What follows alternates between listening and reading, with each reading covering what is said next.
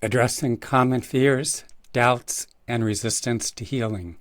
I'm Ben Ufana, completing another in-depth article. There's so much depth and detail here that I want to make sure I convey, which I can't possibly remember, so I will be reading from the article itself. With that, let's dive into it. Healing is not something that occurs on its own with the passage of time. It's about our willingness to show up present, to embrace life, and by the actions that we take. And yet, the very things we need to face and actions we need to take in order to heal often feel intimidating. Many of us have suffered deeply, often beginning in childhood. We may have experienced neglect or verbal, emotional, physical, or sexual abuse, or some painful combination of these. And many of our most basic human needs were never met. And yet, as we grow into adolescence and adulthood, these same core needs to love and to be loved remain. What often happens is we form attachments to others who are also wounded. And these individuals inevitably reflect our own unresolved pain back to us, putting us in touch with parts of ourselves that are still hurting. Given all that, it's no wonder why so many of us are afraid to go there. One of the most common fears I hear from people is, if I allow myself to go there, to really feel the pain, to be open and vulnerable, I'll never come out of it. But in reality, the opposite is true. When we avoid the issues that need to be addressed and fail to do the deep level processing of our emotions, we end up reenacting the same patterns over and over. We attract the same kinds of individuals, recreate the same painful relational dynamics, and often do far more damage to ourselves and others in the process.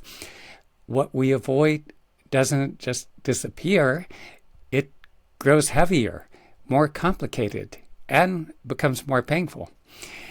And this is exactly why it's so essential for us to learn to work effectively with our authentic emotional responses, to digest not only the events we've lived through, but the emotions we've carried in response to them. When we do this inner work, we become stronger and more resilient. We begin to feel the certainty that we are in fact healing, that we are growing, learning, and transforming in meaningful and lasting ways. When we fall in love with or form attachments to people who say or do things that harm us, it leaves us feeling deeply hurt. Our relationships may not be working all that well, and in many ways, they begin to feel like a painful series of reenactments. Over time, we start to lose faith and hope. We doubt whether things will ever truly change for the better. And many of us have tried everything we could think of. Different strategies to help us cope, various approaches to healing, but still our relationships continue to fall short. We're still hurting. The doubt creeps in, and we wonder if anything is ever going to work. Having reenacted the painful patterns of my past, I know that feeling all too well. Yet I was determined to do whatever it took to heal, to have someone in my life that I could love and be loved in return by. I became relentless, working consistently with the practices and therapeutic interventions that facilitated my healing. And gradually, my relationships began to reflect the inner shifts taking place within me. Still, there were instances when things weren't working out. In those moments, I often found myself plunged back into that all-consuming emotional pain. As my doubts resurfaced, I couldn't help but wonder if I was making any progress at all, or if I was only deluding myself. But I kept going. I continued to return to the deeper emotional processing and work with the practices and therapeutic interventions I found to be most effective. With much hard work and perseverance, I gradually moved through the pain. And with each cycle, the quality of my relationships improved. The doubt began to lessen, my confidence grew, and I knew I was on a path of healing. I had the tools and resources. I just needed to keep applying them. And you will too. When you commit to your own healing with relentless determination, you will begin to see the changes. As that happens, your doubts will soften. And in time, your relationships will begin to reflect the healing that's taking place within you.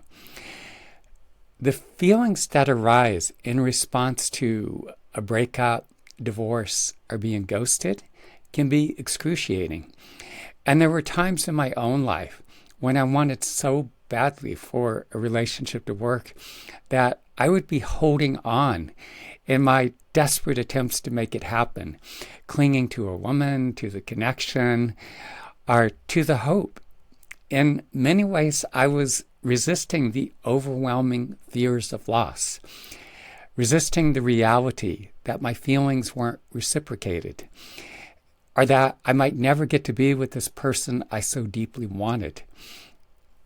Most of us have spent our lives avoiding the difficult truths of our lived experiences, avoiding the issues and emotions that have caused us pain.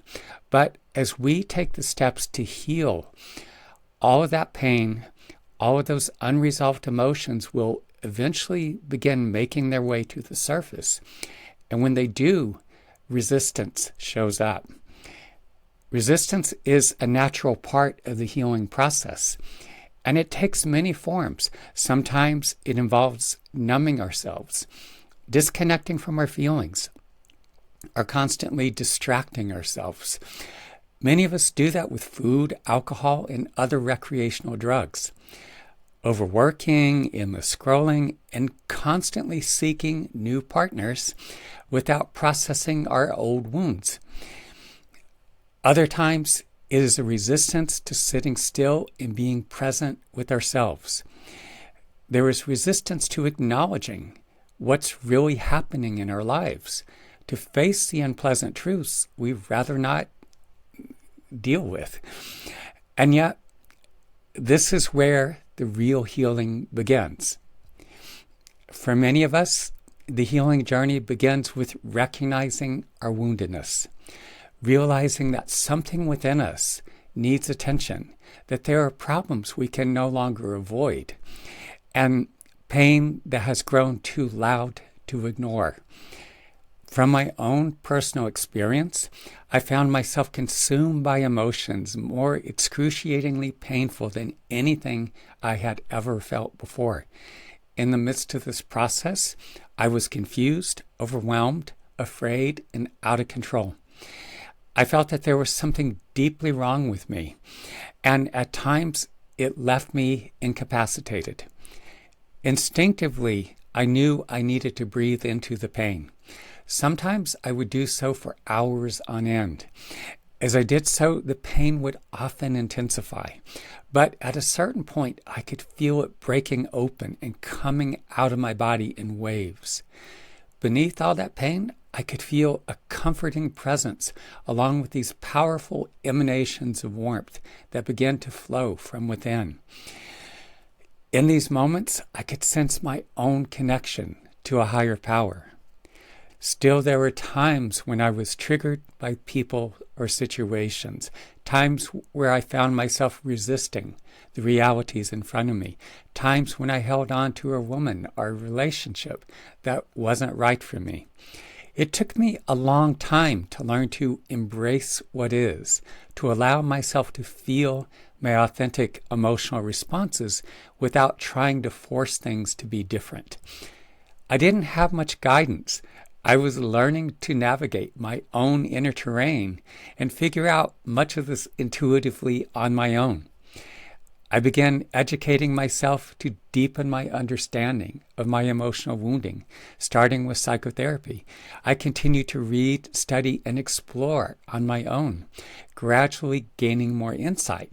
And over time, I taught myself how to work constructively with whatever emotions arose in response to my circumstances. Instead of resisting my authentic emotional responses when something triggered me, I taught myself to dive into the depths of what I was feeling in the moment. The more I practiced, the more I felt an instinctive pull to go directly to the source of any unpleasant feelings or bodily sensations as soon as they arose, so I could address the root of the issue. I found that this practice activated my body-mind's innate healing intelligence, and I came out the other side with greater clarity, understanding, and resolution. Not knowing any better, people internalize the stresses and emotions they're not able to process, which remain trapped in their bodies indefinitely, stunting their growth and reinforcing their emotional wounding. Conversely, I taught myself to use whatever was happening as fuel for growth, transforming pain into understanding, developing greater capacities, and gaining access to additional inner resources. When the pain we've been holding for years first emerges, it can be overwhelming and, as I said, excruciating. But as we learn to work effectively with our emotions and face our issues head on, our tolerance for powerful feelings grows. We develop the ability to sit with them without being consumed. I refer to this as expanding our digestive capacity, our body and mind's ability to digest both our lived experiences and the emotional responses they elicit. This process makes us stronger and more resilient. We grow, learn, and evolve. Instead of contracting around distressing or even traumatic events, we heal, integrate, and move forward in our lives. Of course, it's important to be realistic. Each of us has limits to our processing capacity, and that's why we need to be making consistent use of the most effective therapeutic interventions available to us, especially for the healing we cannot fully accomplish on our own. I've tried many interventions and remain open to anything with genuine potential. The interventions you make use of will depend on what's available to you and what you can afford. Psychotherapy, books, and later the insights I gained from podcasts, videos were helpful, but insight alone didn't heal the trauma. Deep tissue bodywork has brought to the surface emotions held in my body that I couldn't fully access on my own. Sessions with gifted healers helped to transform the deeply wounded parts of me. And the most powerful of all has been the Vision Quest, a traditional Native American healing practice of fasting alone in the mountains for 4 days and nights without food and water. During these quests, there are times I can feel an extraordinarily powerful presence descending into my body, transforming past wounds and the emotions tied to them, while building an entirely new foundation within me. I emerge more resourceful, more capable, and more resilient. What I'm describing here is a process of building ourselves, becoming the best version of who we can be. It's how we live a better quality of life, access more of our potential, and make a greater difference in the lives of others. Despite the discomfort, I encourage you to commit as best you can to embracing your life as it unfolds. Address the realities of your experience head on. On a daily basis, it's critically important to acknowledge what's happening, what you're feeling in response to it, whether feelings or bodily sensations.